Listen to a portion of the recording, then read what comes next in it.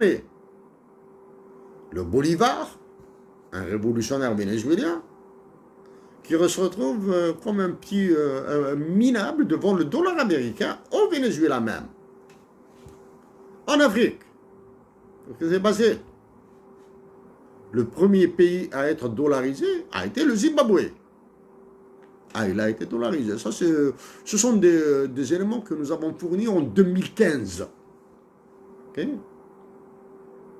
Donc, les économies des pays qui sont en train d'être déstabilisés par les États-Unis d'Amérique dans le cadre d'un remake du Hirak algérien vont voir leur économie, leur monnaie dollarisée. Leur économie, c'est autre chose. Leur monnaie dollarisée. Ah non, nous voulons maintenant que votre dollar, vos monnaies ressemblent au dollar. OK? C'est immense, le levier monétaire. Alors pour cela, le franc CFA doit disparaître, mais maintenant nous voulons des monnaies qui seront, bien sûr, comme l'est le franc CFA par rapport à l'ancien franc français et par rapport à l'euro. Il doit être minable. Et c'est la voie que suit l'Algérie actuellement à travers le dinar. C'est la voie que suit l'Algérie à travers le dinar. Bon. Donc nous allons dollariser vos économies. Ça, c'est le cas du Niger. C'est le cas du Mali. Cas du Mali, hein. Cas du Niger, des généraux, ça c'est devenu le grade de général, est devenu n'importe quoi là. Des généraux maliens, des généraux nigériens ont montré leur acquaintance avec les États-Unis d'Amérique maintenant. Hein. Comme quoi, ils étaient en contact permanent. Hein. Il faut se rappeler, dans l'une de nos inventions, nous avons donné même les cartes de la présence des forces américaines en Afrique. Nous avons parlé des NV-16 en Algérie, ça c'est un détail pour nous, important. Hein. Mais il y a la présence des forces américaines que nous avons données à travers des photos satellites des États-Unis d'Amérique. Hein.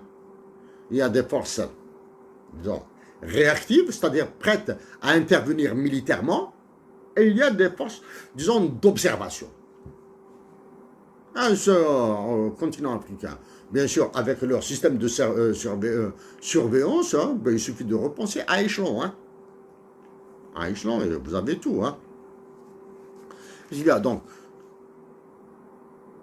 il y a la dollarisation des économies du Niger, du Mali, etc. pour chasser la France. Donc, une contradiction pourrait paraître entre la présence française en Afrique et la dollarisation des économies africaines. Les grosses entreprises françaises sont absorbées déjà par les grosses entreprises américaines, les grosses compagnies américaines.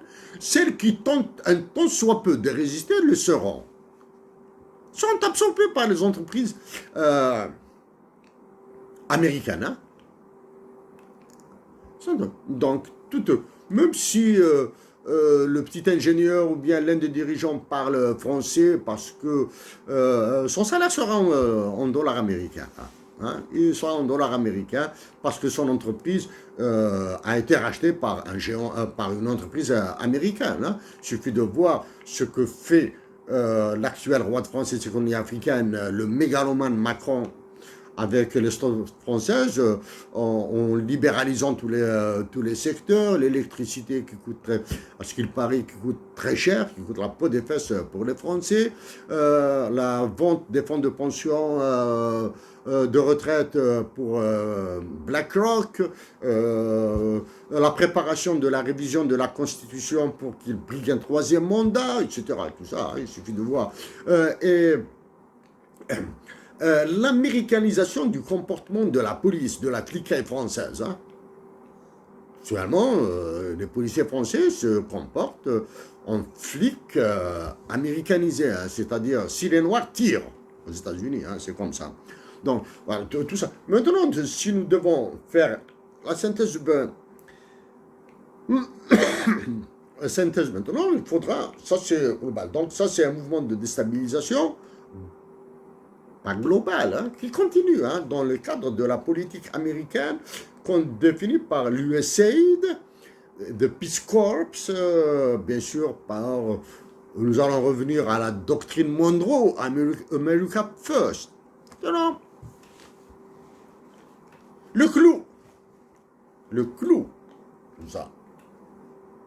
Est-ce que le Niger sera attaqué par la CEDEAO, par les pays membres de la CEDEAO? Quels sont les pays membres de la CEDEAO? Il faudra résister, hein, parce que normalement, on doit se boucher les oreilles. Les pays membres de la CEDEAO, hein, si en disant il faudra se boucher les oreilles, nous pensons aux États, aux dirigeants officiels. Nous le répétons, la CEDEAO est une organisation internationale interétatique africaine terroriste qui agit pour les intérêts de Macron. Sauf que maintenant, les intérêts du roi Macron Emmanuel. Hein? Elle est formée de la Guinée-Bissau. Coup d'État. Il a vécu un coup d'État récemment. Du Libéria. À un certain moment présidé par le fameux joueur George Weah. Parce que le Libéria a l'habitude de rejoindre les forces d'intervention de l'ONU, hein, les missions de stabilisation, les missions de désarmement de l'ONU, hein, parce que ça paye. Parce que un Français, un soldat français, ne sera jamais sous le commandement de l'ONU. Hein. C'est de la dignité de l'État français, de la dignité de l'État américain, de la dignité de l'armée russe, de l'État chinois. Il y a dans les forces d'intervention de l'ONU, c'est les pays sous-développés. Hein. Il suffit de voir le détail de la MINUSMA. Nous l'avons donné, hein, détail, composition, les effectifs, salaire. Mais maintenant, le Libéria est membre de la CEDEAO. Il faut se rappeler que ce sont les Maliens qui ont demandé le départ de la MINUSMA. C'est comme s'ils pouvaient se défendre tout seuls. Donc, la CEDEAO est composée donc de la Guinée-Bissau, coup d'État pro-français, Libéria, le Niger, s'il vous plaît, le Nigeria, le pays le plus peuplé d'Afrique, le pays le plus disloqué d'Afrique. Nigeria, le Bénin, le Burkina Faso, le Mali, la Côte d'Ivoire, qui est en train de galérer avec l'actuel dirigeant. Hein. Lui, la Côte d'Ivoire est dans la Côte d'Ivoire est dans l'embrasure rouge là. Hein. Elle va subir. Hein.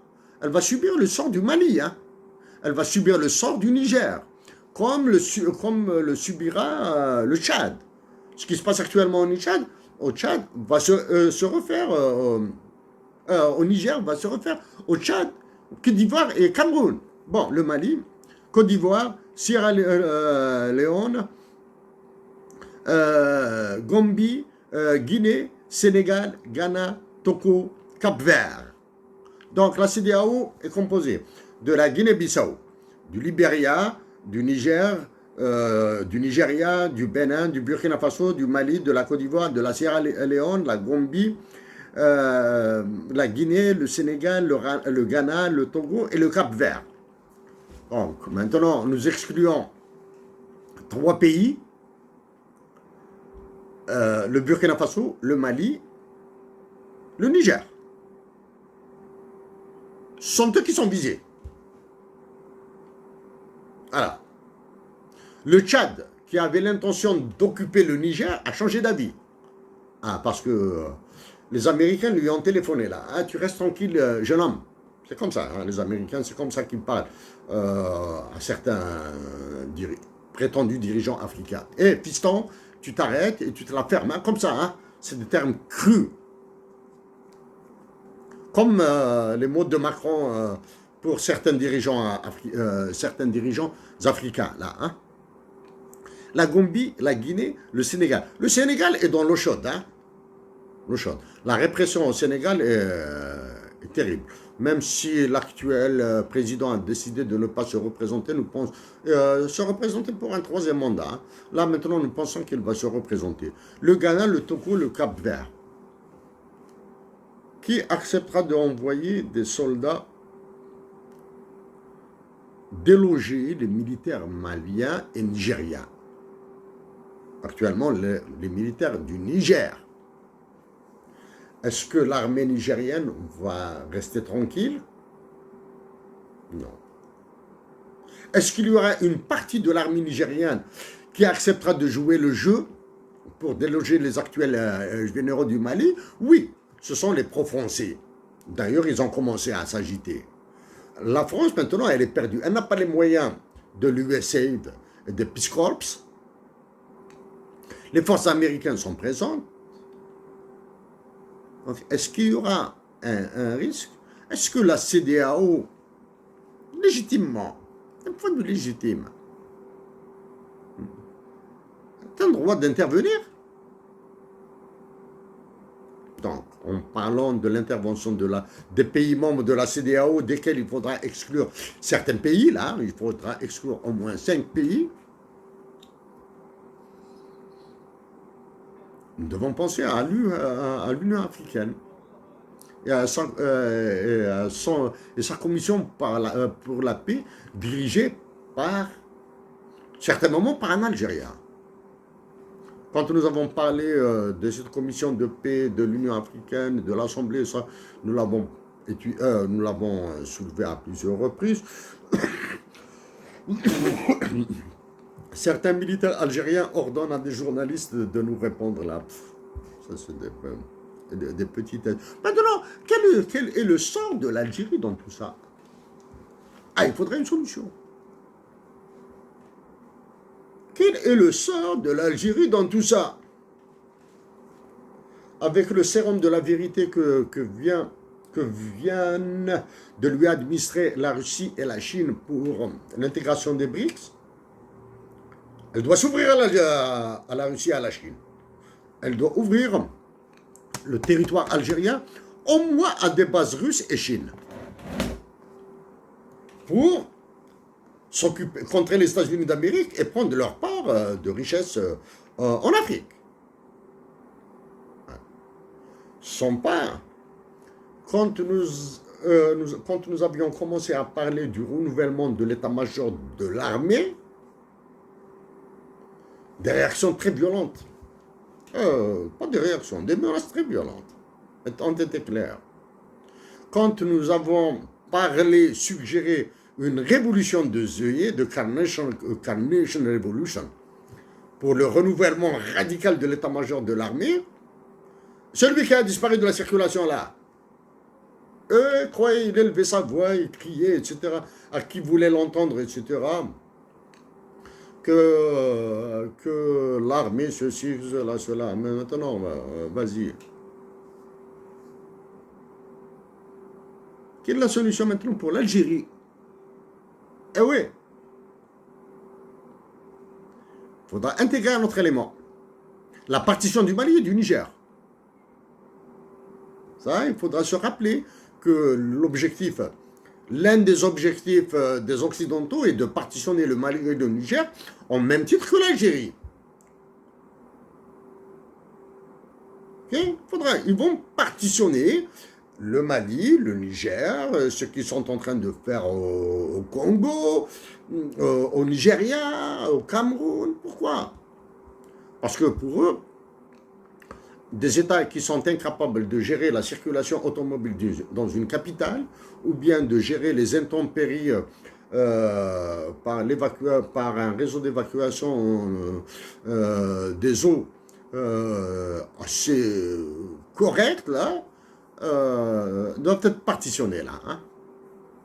Vous imaginez que vous allez donner... la mairie de New York ou de Washington à l'actuel occupant de Moradia.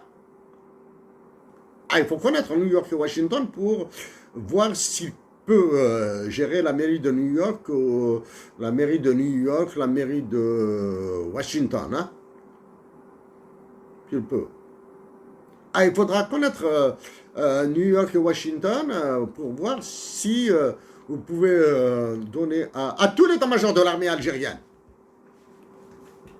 la capacité de gérer au moins les incendies. S'il y a un incendie, et s'il y a un accident de circulation, un gros accident, un gros carambolage là sur les autoroutes qui mènent vers New York ou vers Washington, ou bien vers Toronto là. Que dire des militaires africains là? Du Niger, du Tchad, du Mali, tout ça, hein, tout ça. Et donc, il faut une solution pour les Algériens, pour l'Algérie. Solution pour l'Algérie. D'abord, pour éviter de rentrer dans un conflit ouvert, un conflit armé ouvert. Hein? Un conflit armé ouvert. Pour éviter d'être disloqué, le territoire, pour pouvoir garder son intégrité territoriale. 3. Et pour aider à la paix. Eh oui. Aider à la paix. On est donc à la paix. Et il faudra penser au mouvement des réfugiés. Du Mali, du Niger, du Tchad, de la Libye. Eh oui, tout ça, hein, c'est beaucoup là. Avec la détresse humaine, il faudra les aider. Ce sont des humains. Il faudra les soigner pour éviter la contamination et la contagion. Il faudra faire avec parce que l'Algérie, il est impossible à l'État algérien de refuser tout le monde parce qu'ils utiliseront la violence naturelle, c'est-à-dire l'instinct animal qui est en nous. Quand un individu est malade, il est malade. Quand il a faim, il a faim. Quand il a envie de traverser un pays, il le traverse, quitte à ce qu'il laisse sa peau. Et il faut ça. Et il faut une solution pour les Algériens. Laquelle? C'est éviter de déclencher des conflits avec les autres. Éviter de déclencher des conflits avec les autres. Quels sont ces autres? Ils ne sont pas le Mali, le Niger ou le Tchad ou la Libye. Non, non. Avec Israël. C'est très loin. Hein? Avec Israël. Ça, c'est la première. Deuxième, il faut éviter de déclencher d'autres conflits. Deuxième, il faudra aplanir tous les conflits actuels. Le conflit avec la Tunisie, le conflit avec le Maroc. Il faudra les aplanir. Hein? C'est beaucoup de choses à la fois. Hein? Il faudra renouveler tout cet état-major-là. Hein? Les cocolas de l'état-major là, maintenant, ils doivent se bouger là. On a marre. 4. La nation algérienne doit refuser l'intervention de l'armée algérienne à l'étranger. Nos soldats, ce sont nos soldats. Ce sont actuellement, dans le temps, durant la guerre de libération nationale, il y avait d'autres facteurs. C'était un colonialisme d'extermination français. Donc il fallait la solidarité de tous les peuples. Non, maintenant, là. Apparemment, les dirigeants de certains des États refusent la solidarité des peuples. Donc il faudra la recréer. Il faut interdire l'intervention de l'armée algérienne. Comment maintenant il faudra éviter tout ça? Du moins, comment trouver la solution à ce problème, à tous ces problèmes-là? Donc, la paix, le patriotisme. Nous avons l'impression que depuis la mort de Hussein Ahmed, le patriotisme est mort avec lui. Faire une guerre avancée. Oui. Et Maliens, Nigériens. Aux Maliens et aux Nigériens, nous sommes prêts à vous défendre, à vous aider, à vous protéger et à vous garantir l'intégrité de votre territoire sur une certaine période, à condition que l'armée algérienne occupe des profondeurs de 200 à 300 km. Oui, ça maintenant, il y aura des Nigériens et des Maliens qui vont sauter là. Oui. Sauter ou ne pas sauter, hein? Ça c'est votre cas. la guerre ne se fera pas en Algérie. Hein? Non. C'est vous qui avez décidé choisi de vous mettre dans cette situation. Ce sont les Algériens qui ont accepté de se retrouver dans cette situation. Mais pour nous, nous défendons l'intégrité du territoire. Nous défendons l'intégrité de l'armée algérienne, pas des généraux là, hein, ces imbéciles là. Oui, nous pénétrons dans votre territoire. Parce que vous êtes déjà incapable de défendre le nord du Mali et le nord du Niger. Non, nous viendrons le défendre. Nous viendrons le défendre. Ah oui, la condition. Nous allons nous entendre sur les modes de dédommagement financier. Le flux, l'argent, bien les ressources naturelles. Nous allons exploiter toutes les ressources naturelles qu'il y a dans cette partie que nous allons occuper pacifiquement, avec un traité, etc. Eh oui, maintenant pour faire tout ça en Algérie, l'élection présidentielle qu'avait ordonnée Emmanuel Macron est tombée à l'eau. Qu'est-ce qu'il faut maintenant? La première action, c'est le renouvellement de l'état-major de l'armée ADA. Ils doivent se renouveler par eux-mêmes. Hein. Ce sont eux qui vont demander le départ de ces militaires-là. Hein. Et immédiatement après, une élection présidentielle qui sera ouverte à tous les Algériens, à tous les Algériens qui veulent se présenter. Pour nous, dans le cadre de la paix, dans le cadre du patriotisme, dans le cadre de la majorité et dans le cadre de la souveraineté nationale et non pas de l'indépendance nationale. De la souveraineté nationale. En rappelant les Algériens qui vont crever là, hein, qui vont crever de faim là, hein, parce qu'il n'y a pas de terre pour le blé, nous devons continuer à en importer, etc. Nous devons continuer à en importer des médicaments, etc. Parce que ce sont ces cocos-là. Pour nous, nous allons défendre ces arguments dans une campagne à l'élection présidentielle que nous ferons même si nous devons la faire virtuellement. Chers compatriotes d'Algérie, chers compatriotes du Niger,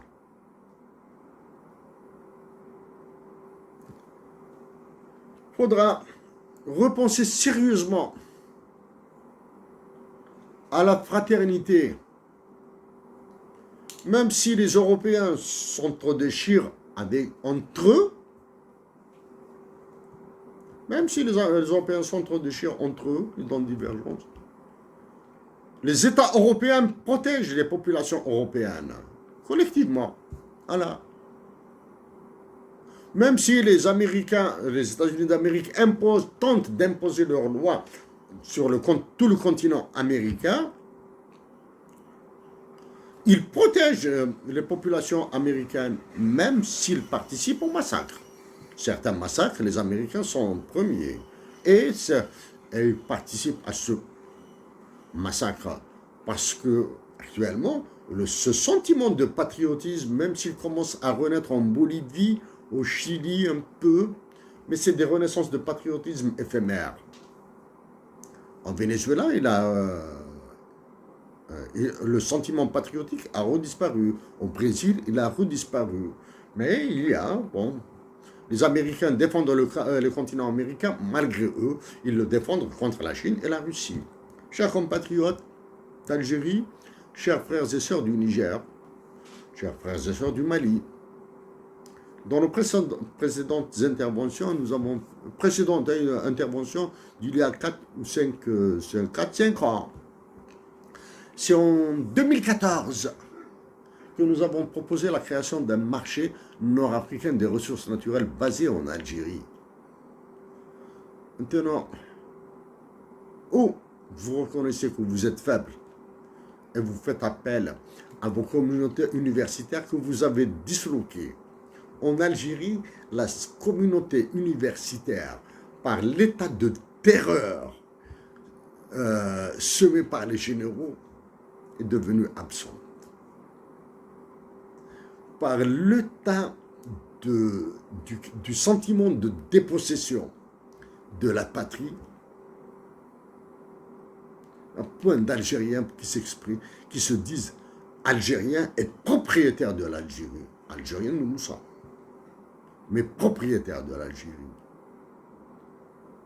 Chers compatriotes, avec toute notre solidarité, cette fois-ci, nos mots sont probablement un peu crus, un peu durs. La prochaine fois, ils le seront plus. Mais vous aurez toujours notre fraternité. Vous aurez toujours notre sentiment fraternel. Vous aurez toujours notre sentiment d'amitié. Ah, vous l'aurez toujours avec nous. Donc, en pensant à tous les détenus politiques algériens, et en pensant à la majorité de l'Algérie, en pensant au 20 août 2023, qui sera une période supplémentaire pour les occupants d'Al-Mouradia et de Ain Adja, pour voir s'ils sont capables d'exécuter Kassamen dans l'intégralité avec tous les Verts. Nous verrons. À vous tous, recevez nos meilleurs sentiments d'un exil qui nous ravage. Merci à vous tous.